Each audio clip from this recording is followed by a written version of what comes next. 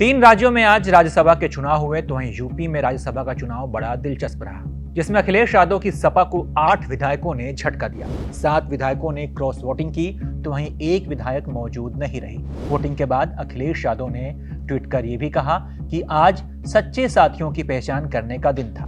तो कुल मिलाकर अखिलेश यादव आज ये जान गए होंगे कि कौन कौन उनके साथ है और कौन कौन उनके साथ नहीं है। तो चलिए हम आपको बताते हैं कि अखिलेश यादव को लोकसभा चुनाव से पहले धोखा देने वाले वो 8 विधायक कौन कौन से हैं। पहले इन सारे विधायकों के नाम जानते हैं और फिर इनके बारे में हम विस्तार से बात करेंगे।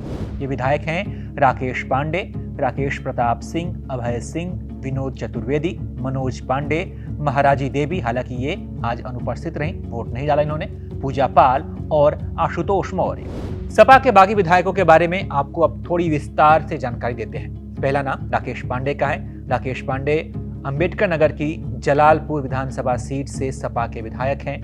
2022 के विधानसभा चुनाव में बसपा छोड़कर सपा में आए थे। अखिलेश यादव ने उन्हें जलालपुर सीट से प्रत्याशी बनाया था, जहां से वो विधायक बने। इससे पहले बसपा से सांसद और विधायक भी रह चुके हैं। राकेश पांडे के बेटे रितेश पांडे 2024 में बसपा से अंबेडकर नगर सीट से सांसद बने थे, लेकिन अब उन्होंने मायावती का साथ छोड़कर बीजेपी का दामन थाम लिया है। दूसरा नाम है राकेश प्रताप सिंह का। ये अमेठी जिले के गौरीगंज सीट से 3 बार के विधायक हैं। सपा से लगातार 3 बार से विधायक चुने जा रहे हैं और अखिलेश यादव की सरकार में ये मंत्री भी रह चुके हैं। अखिलेश यादव के करीबी नेताओं में उन्हें गिना जाता है, लेकिन राज्यसभा चुनाव में उन्होंने बीजेपी प्रत्याशी के फेवर में वोट किया है। 2019 में भी उन्होंने स्मृति ईरानी को अंदरूनी मदद की थी, ऐसा कहा जाता है। अब तीसरा नाम है अभय सिंह का। अभय सिंह राज्यसभा चुनाव में इन्होंने भी क्रॉस वोटिंग की है। अभय सिंह अयोध्या जिले के गोसाईगंज सीट से सपा की टिकट पर दूसरी बार विधायक बने। एक समय अभय सिंह को मुख्तार अंसारी का करीबी माना जाता था, लेकिन बाद में उन्होंने रघुराज प्रताप सिंह यानी कि राजा भैया के साथ अपने रिश्ते मजबूत कर लिए।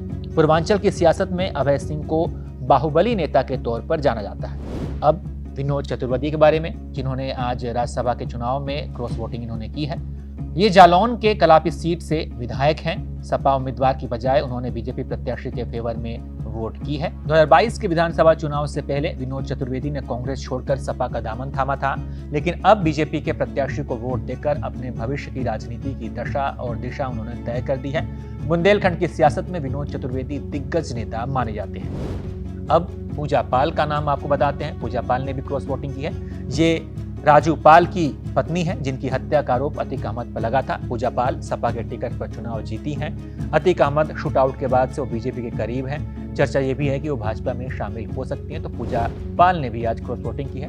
और अब बात मनोज पांडे की। सपा विधायक मनोज पांडे ने विधानसभा के मुख्य सचेतक पद से इस्तीफा दे दिया था। वे लगातार 3 बार से सपा के विधायक चुने जा रहे हैं। अखिलेश यादव की सरकार में कैबिनेट मंत्री रहे। रायबरेली की ऊंचाहार सीट का प्रतिनिधित्व ये करते रहे, लेकिन राज्यसभा चुनाव में उन्होंने बीजेपी के फेवर में वोटिंग करके अपनी मंशा जाहिर कर दी है कि लोकसभा चुनाव में वो क्या करने वाले। माना जा रहा है कि बीजेपी उन्हें रायबरेली लोकसभा सीट से अपना प्रत्याशी भी बना सकती है।